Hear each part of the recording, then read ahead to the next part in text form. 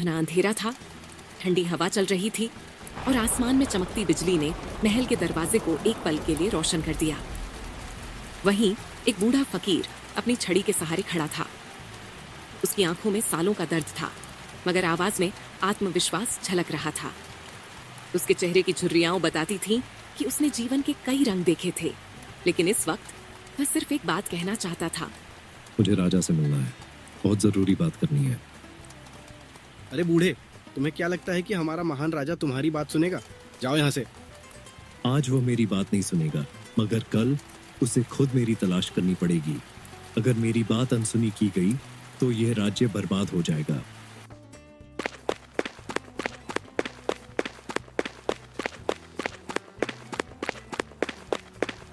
महाराज, बाहर एक बूढ़ा व्यक्ति खड़ा है। वह कह रहा है कि अगर आपने उसकी बात नहीं सुनी तो राज्य पर बड़ा संकट आ सकता है। एक बूढ़ा भिखारी मेरी सत्ता को खतरे में डाल सकता है? कितनी मजाकिया बात है।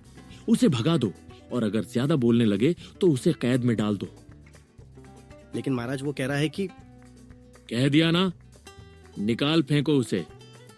मैं ऐसे मूर्खों की बातों में समय नहीं गंवाता। पहरेदार ने सिर झुकाया और बूढ़े फकीर को दरवाजे से बाहर निकाल दिया। मगर जाते जाते फकीर ने एक आखिरी बात कही जो भविष्य की ओर इशारा कर रही थी। महाराज, अहंकार हमेशा इंसान को डुबोता है। जो दूसरों के दर्द को नहीं समझता वह खुद भी दर्द में डूब जाता है। वक्त आएगा और आपको मेरी बात याद आएगी। महाराज, हमारे खेतों में आग लग गई है। सारी फसल जलकर राख हो गई। लोग भूख से मर रहे हैं। ये कैसे हो सकता है? तुरंत इसका हल निकालो।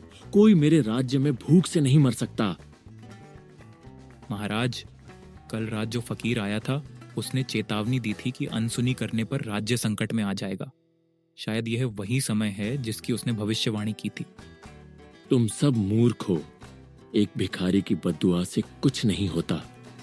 यह सब संयोग है। मैं खुद देखूंगा कि आग कैसे लगी। कई दिन बीत चुके हैं। राज्य में भुखमरी और बीमारियों का प्रकोप फैल चुका है। राजा के सैनिक भी कमजोर हो गए हैं। विद्रोहियों ने महल पर हमला कर दिया है। तभी महल के दरवाजे पर जोरदार धमाका होता है। महाराज, विद्रोही महल पर हमला कर चुके हैं। हमें तुरंत यहाँ से निकलना होगा। नहीं, मैं सब कुछ संभाल लूंगा। मेरी ताकत को कोई खत्म नहीं कर सकता। मैं अमर हूँ। राजा अपनी तलवार उठाकर भागने की कोशिश करता है, मगर अचानक उसके सामने वही बूढ़ा फकीर खड़ा दिखता है। अब उसकी आंखों में चमक नहीं बल्कि दया और अफसोस है। राजा के कदम ठिठक जाते हैं। उसकी सांसें तेज हो जाती हैं। तुम यहाँ क्या कर रहे हो? मैंने कहा था ना, जो दूसरों के दर्द को नहीं समझता वह खुद दर्द में डूब जाता है। ये कुदरत का न्याय है महाराज। अहंकार का अंत हमेशा ऐसे ही होता है। अगली सुबह पूरे राज्य में खबर फैल गई थी। राजा का शासन समाप्त हो चुका था।